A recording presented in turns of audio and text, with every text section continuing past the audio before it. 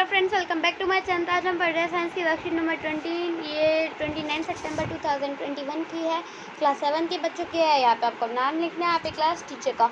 तो let's start. तो हमारा ज्योग्राफी का चैप्टर नंबर 4 या 5 में से ही आएगा, एयर। तो when water evaporate from land and different water bodies, it became water vapor. Moisture in the air at any time it known as humidity. मतलब आपने देखा होगा, जब हमारी लैंड से या फिर किसी भी डिफरेंट बॉडी से जब वाटर उठता है, वाटर का वेपर उठता है, तो वो भाप बनकर उठता है, ठीक है। और अगर किसी भी टाइम पे एनी टाइम आप एयर में मॉइस्चर देखते हो, तो वो उसका क्या, हम उसे क्या कहेंगे, ह्यूमिडिटी।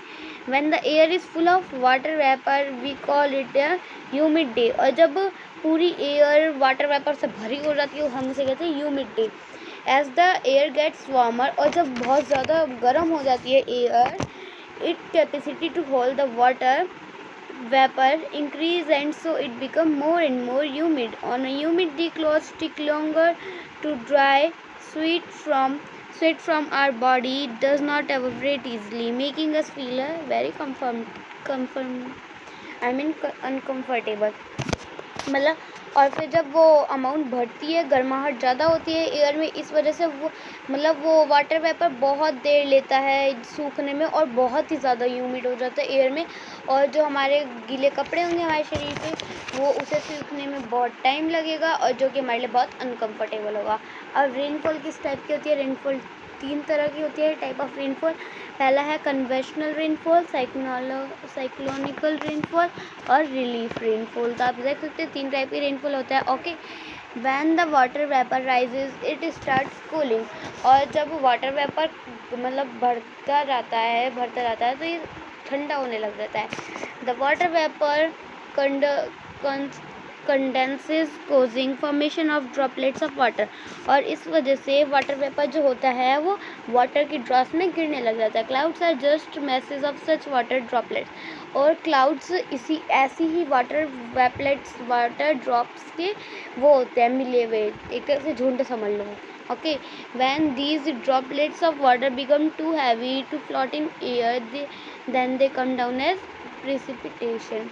और मतलब जब ये हवा में ज़्यादा हैवी हो जाती है, मतलब हवा में अब नहीं रुक सकती, तो ये धरती पे गिरती है एक रेन की फॉर्म में, प्रेसिपिटेशन की, ठीक है। Jet planes flying in the sky leave a white trail behind them. मतलब आपने देखा होगा, जब एरोप्लेन जाता है तो उसके पीछे कुछ वाइट वाइट सा धुआं आता है। The moisture from their engines condenses, because जो उनके इंजीनियर्स होता है उसके पास मॉइस्चर होता है, तो वो बाहर निकलता है। We see trails of this condense moisture for some time when there is no air movement for disturb.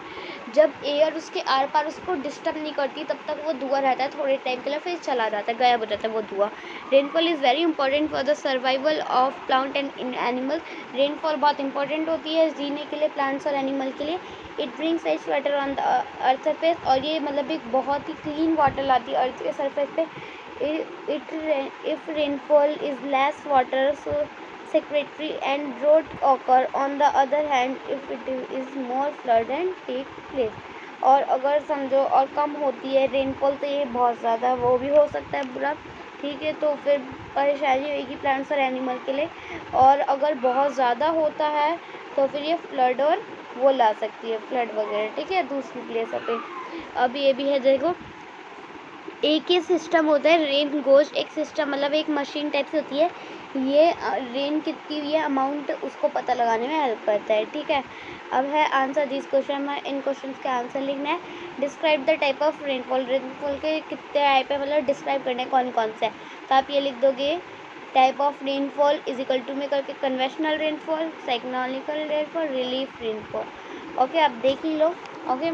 अब ना हो second, why wet clothes take longer time to dry on rainy days. क्यों, मतलब जो वो होते हैं, जो क्या कहते हैं, जो गीले कपड़े होते हैं वो ज़्यादा टाइम क्यों लेते हैं रेनी डेज में सूखने के लिए?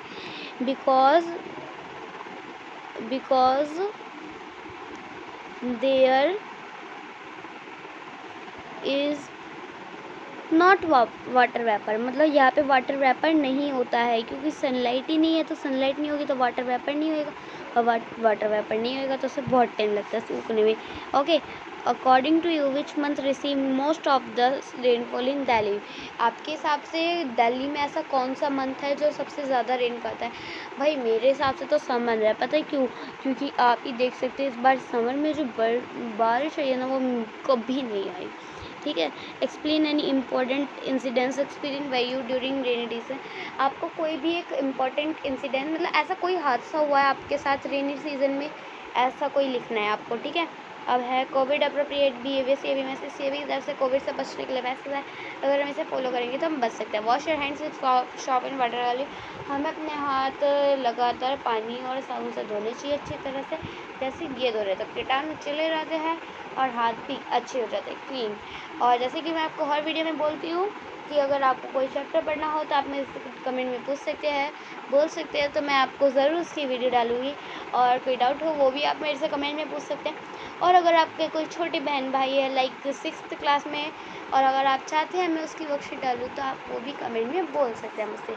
मेरी मेहनत के लिए लाइक शेयर सब्सक्राइब करना ना भूलिएगा। Thanks for watching.